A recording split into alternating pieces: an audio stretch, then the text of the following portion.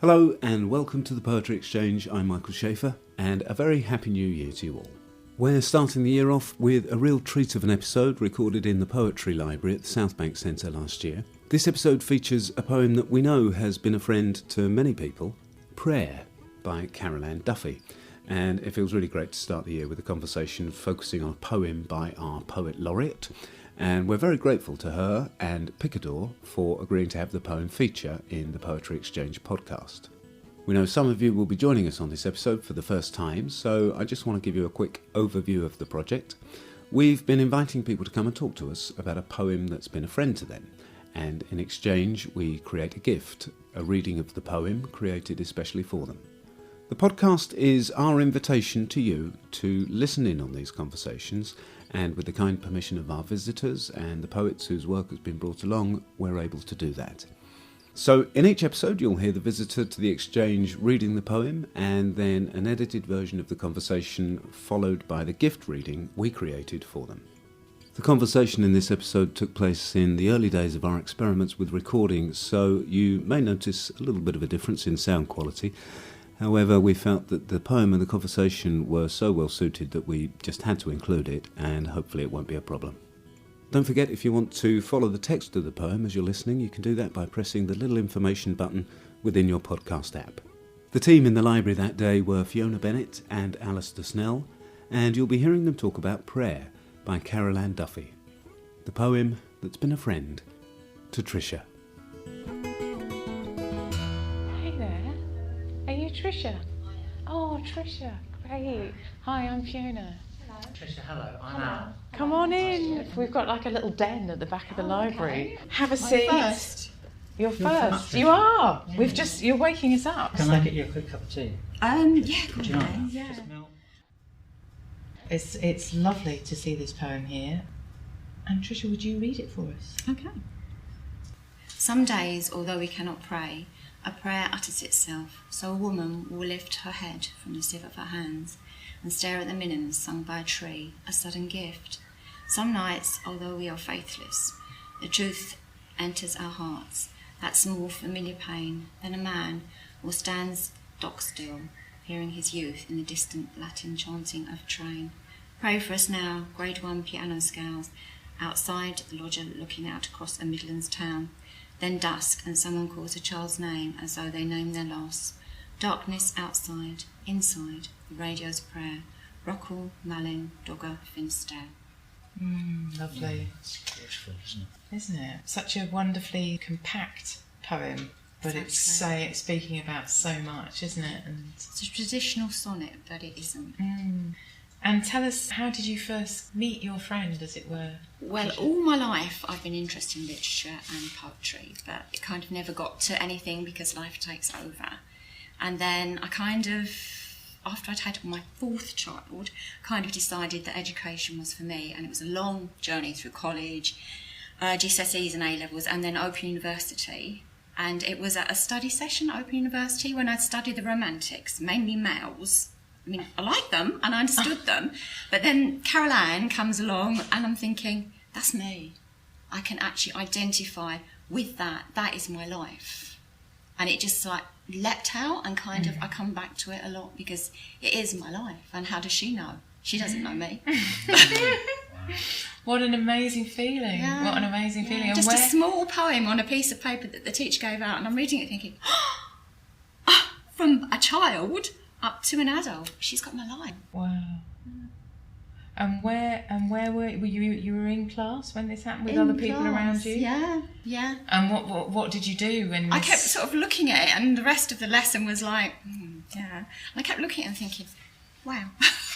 And I can even remember it's on a sort of like a peachy coloured piece of paper, which I can't actually find anymore, but I had it on the front of a folder where you can slip things in, so it's actually on the front cover. And all through my studying towards my degree, there was this poem.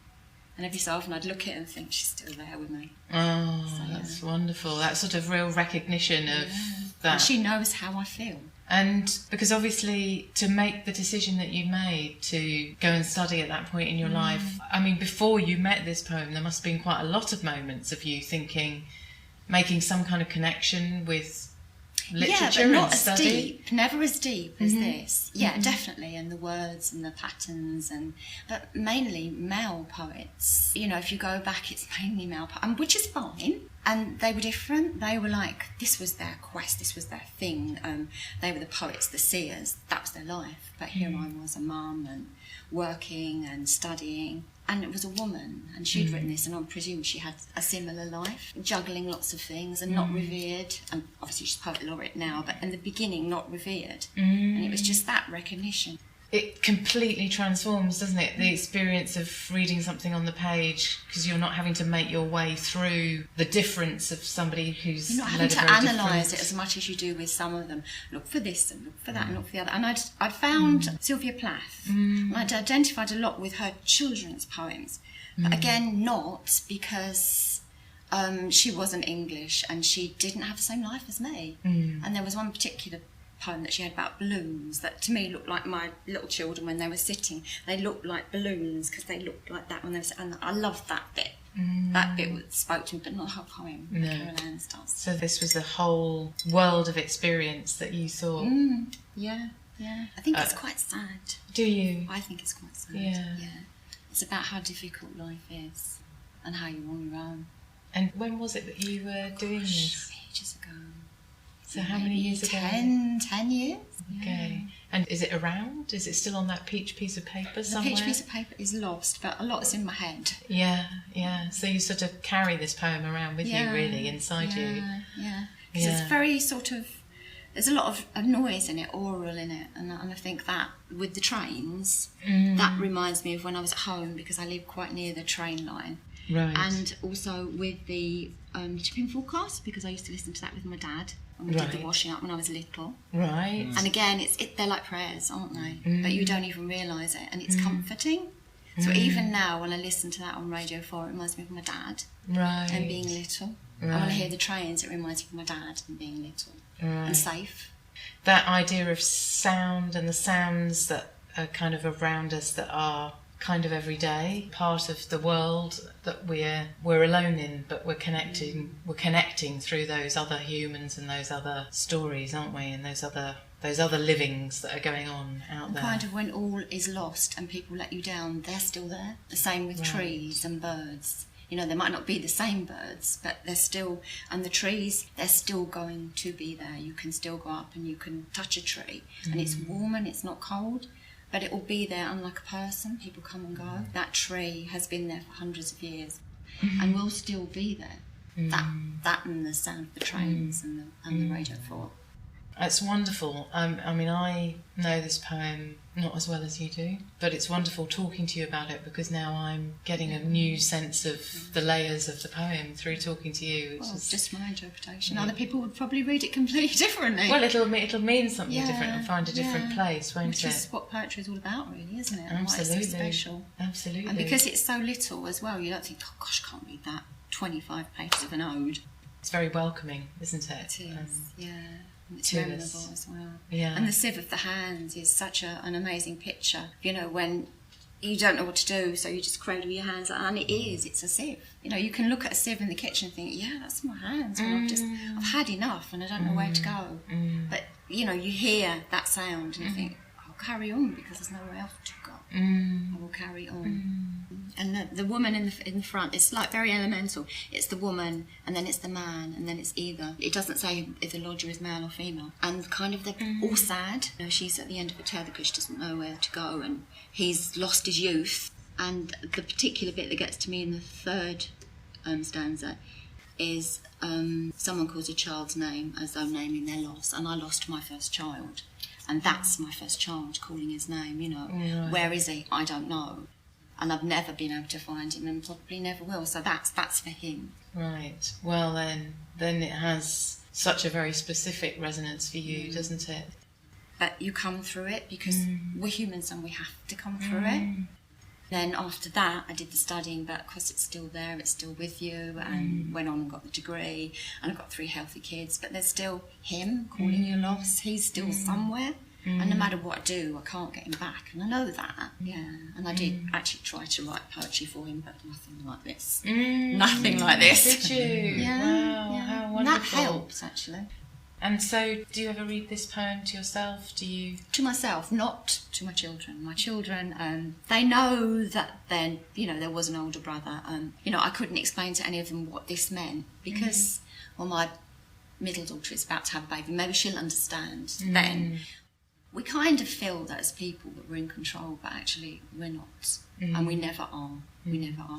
And the thing about religion as well, which this is a very religious, to me, it comes across religious, but I lost my religion when I lost my child, but you don't actually. You think you do, and you fool yourself, but all this stuff about praying, it's still there. Maybe it's not God, but there's still something, maybe faith in you. And I tried to fool myself for a long time. Right, I'm okay, nothing can touch me, but actually it's a lie. And you lie to yourself, but you don't really. And again, she's introduced this, and I thought, yeah, that's true, because, I do still pray. Maybe it's to me, maybe it's to the tree, maybe not to this Father God person who let me down, but, I do pray. And without that, I wouldn't be a human being, I don't think. Otherwise, we're empty shells, aren't we? We have to believe in something, whatever it is, just nature and earth. All that in those few lines. I just think I think your connection into this poem, your understanding of it, your reading of it is just very, very moving. Also, this combination of both your own life experience and loss in that, but also connected to your study, to your journey of study and your journey of growing through that is something wonderful about that. Those two things meeting in this poem, which is just fantastic. So it's kind of loss, but also gain. A lot to do with gain. Yeah. In the past, I would never have had the courage to do anything like this because, well, you wouldn't. But now, because of study and because of understanding and knowledge, I can do anything. Nothing stops me doing anything, and that's a freedom. That's maybe faith, maybe belief, but kind of who knows if I would have done this. If my son had lived, who knows? No one knows. But I think in a sense that pushed me on, well, I can't go any further lower, so why don't I go up? Why don't I do what I've always wanted to do, even though everyone says, why bother? What's it going to get you? It gets you sort of like something about you, doesn't it? When you were studying, did you say you were doing the Open University? I work for them now as well, so that's where I've got to go. Yeah. Do you? Yeah. How wonderful. And what do you do? We kind of tell people about the Open University, kind of marketing really. Yeah. So we go to libraries and just tell people about Open University, wow. and that actually anyone can study. I bet you're a fantastic asset to the Open University because I'm ready to sign up just from this conversation. No, anyone can study. If I could do it, anyone could do that's it. fantastic. And you got your degree? I got my degree in literature. Just studied a lot of poetry. Did you? Not Carol Ann, but a lot of other poetry. So you didn't study her? That was just as an after thing. No, she gave us that. That wasn't on the curriculum. But she said, here's a poem you might want to look at. Because we were studying the Romantics, completely different. We didn't even talk about her. Now you've got your degree, how do you sort of indulge your love of literature? Well, I still go to quite a lot of the British Library. I listen to the poetry programmes on the radio. I go to anything that is poetry inspired if I can. They do have events here too. Yeah, I know. Yeah, I'm on their email list. Well, yeah, that would be nice to come in and spend your time in these shelves a bit. Interestingly, I read all the poetry books in my local library, and that's it. And when I asked if they could have more, they said, we don't get to more poetry books. Sorry. Oh. No. You've given us a really lovely journey through the poem and the different connections that you make. Are there any particular images or phrases or even single words in the poem that you especially like or find comforting? I think it's the sieve of the hands, and also the last bit about the radio's prayer, because that reminds me of my dad. You're obviously very close to him. And your mum. And he liked poetry. Did he? Yeah. And literature, although he wouldn't admit to it because it wasn't, a man thing. And, he'd been in the army and, for goodness sake, he don't read poetry. He'd read us it. Because it was like children's poetry, Robert Louis Stevenson, that, and we could tell he liked it. He said, I'll read you this because this is what you're meant to do. Yeah, and he had this big pile of books that were like hidden behind a curtain. I don't read books, no, not me. But he did. Yeah. So did he encourage you to read? Yeah. And was he around when you chose to study, or the very, very beginning? Okay. Yeah, but never. No, but nice that he knew that you made that step, isn't it? Yeah. Lovely. But he would just say his friends were books. Which is true, isn't it? You know, it is true. And if you've got a book, you're never without a friend. So in terms of this friend to you in this poem, it feels like that was a friend that you sort of met at quite a critical moment. Like friendships can sometimes, don't they? You can meet somebody at a particular point in time and think, oh, I'm not alone in the world. There is someone who understands. Yeah, and you can go back to it and think, yeah, she's still there. She's still constant. Her words are still there and she's still sincere enough to mean those words to me. So, yeah. Well, Tricia, it's just been a really amazing start to our day. Thank you so much. You've come in with just your amazing brightness, and although you've talked about this sad poem, it's really been but maybe very you don't see it uplifting. sad. No, you don't have to see it sad. No, no one has to see it sad. It's just... Well, it's the strength that you've talked about in bringing it here as well. That's it's been very special. Okay, so well, I've enjoyed you. it. Thank you very much. Nice to meet you all. Really Lovely to meet you. Nice to meet you. Prayer. Some days, although we cannot pray, a prayer utters itself. So, a woman will lift her head from the sieve of her hands and stare at the minim sung by a tree. A sudden gift. Some nights, although we are faithless, the truth enters our hearts, that small familiar pain.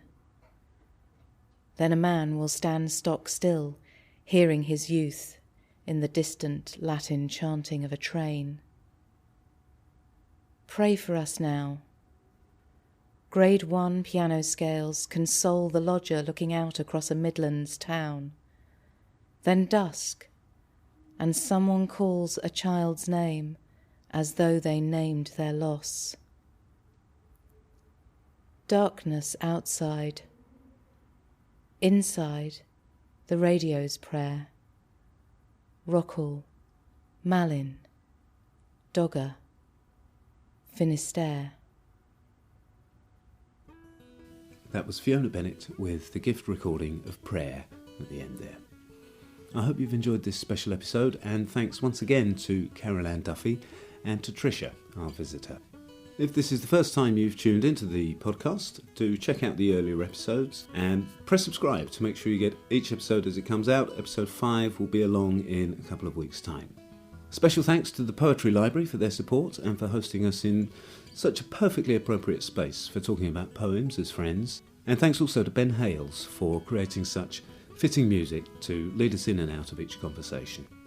We'll be doing some more exchanges and other events this year, so if you'd like to find out more about those and our other work with poems as friends, sign up to be on our mailing list at thepoetryexchange.co.uk. Until the next time, thank you for listening.